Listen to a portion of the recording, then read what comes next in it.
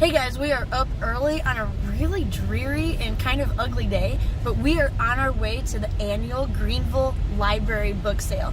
I've always been able to find some really unusual cookbooks here, and it's only for about usually between $1 to $2, so that's an excellent deal. Hopefully we're going to be able to do the same thing this year. Alright guys, we're here, but you can already see right behind us, there's already a line, so we are going to try to book it and, well, no pun intended, sorry about that, and get in line fast.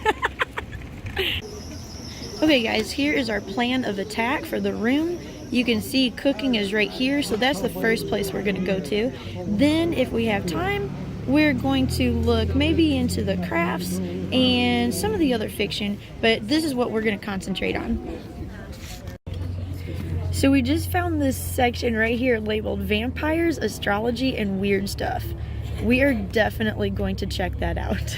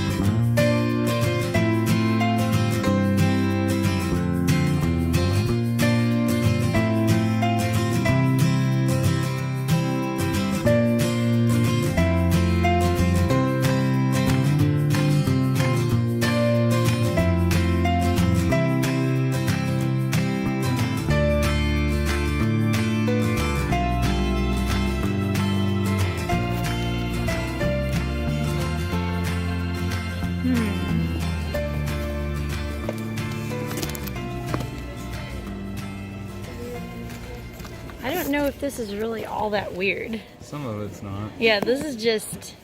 Some of it is. Young adult, maybe? That one looks kind of The weird. Celestine Prophecy. I think there is a little bit of young adult in here. Yeah. Demon in my But it's still view. the same sort of weird, unusual. Alright guys, so we just got done. We got a whole bucket show. Yeah. We got all of this. Now this is grandmother's, so she got us a ton of these books and she's gonna be really happy. And when we get home, I'll go ahead and show you everything that we got up close and personal. Hey guys, we just got back from our library book sale and I got a really good haul. I got lucky on some of the books because I really thought they would be grabbed fast, but fortunately I got there in time. So I got a pretty good mix of some historical cookbooks along with some unusual ones and then kind of modern. So I'm going to take this camera, turn it around and show you what I got. Okay, first off, I got this Rick Bayless Mexican Everyday. I've never actually watched this show, but I've heard that it's highly rated, so I thought I'd give this a try. Then I thought this was really interesting, Dining in the Smoky Mountain Mists. And as you know, I live in the Smoky Mountains, and so I thought this would be really neat. It looks like it's delineated in terms of the seasons, so that's going to be really fun to look through. Then I've got this Grill It Right. This was actually Mitch's pick. It actually looked pretty good though. We do have a grill on the front porch. Probably won't be making that. That doesn't really look that good. But some of this other stuff looks really interesting. Like that I would eat. Oh, this I would definitely eat. So there's some really good looking stuff in here. Can't wait to try that one. And Mitch also found this one, which I thought was really interesting. The First Lady's Cookbook. Favorite recipes of all the presidents. Well, I guess it probably just goes up to Reagan. But let's look inside here and see. This looks really interesting. It looks like it kind of goes maybe into some of their family history and shows maybe some of the things that they used in the White House. So that would be really cool to look through.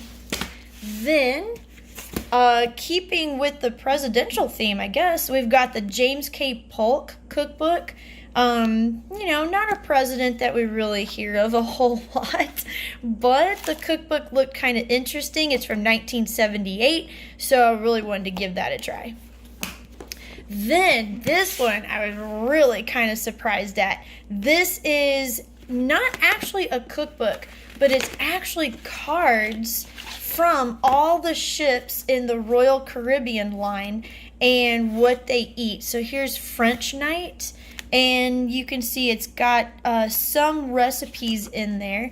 And let's see, I didn't really look through it a whole lot while I was there, but oh, that one looks good, like the Captain's Gala. And so we've got some recipes in here. So I think that'll be a lot of fun to look through. Then we have one of the historical cookbooks that I got, the American Woman's Cookbook. This looked really neat. Oh, look here, you can see this was copyrighted in 1944. I have a lot of cookbooks, which is why I try to only get historical or unusual cookbooks at this point. Then I got this one. I don't know how to pronounce that, but it looked like this was kind of like a Russian cookbook. So I thought, I don't have one of those, and I thought that would be kind of interesting. Like, I don't know, a whole chapter on Easter foods. So we're already past Easter, but we can keep that in mind for next year. Jellied pig's feet, will not be doing that one, but some of these other looks good. We have another, I believe this might be a German cooking. I thought this looked really interesting too. I don't actually have a German cookbook either, so I thought this would be really fun to look through. The Science of Food Cookery looks really interesting. Okay, it belonged to that person. It looks like the class of 1925. It's kind of hard to make out, but I think that's what that says. And here we can see this was printed in 1921. So that could have been 1925. Here we have some of our, let's see, we got vegetable broth, we've got bean soup, army style, a New England dinner. That looks pretty good. We have another one. Let's see, Mary Lyles Wilson's New Cookbook. I believe this is another historical one that I managed to pick up. And this is actually was printed in Nashville, Tennessee, so I thought that was really interesting. And you can see right there, copyright 1930. So this should have some really interesting recipes in here. Fried lobsters, I've never heard of that. I don't know if we'll be doing lobster in the future, but that looks pretty neat. Fried green tomatoes, we've definitely had that. That's good. And this one is another one that my husband found.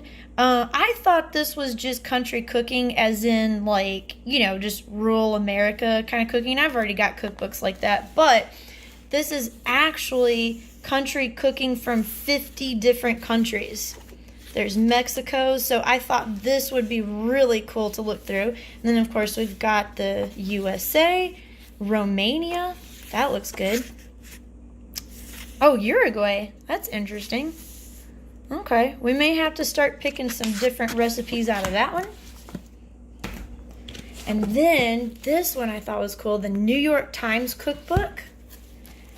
They actually had several copies of this one at the library book sale, which I thought was kind of odd, but I went ahead and picked it up anyway.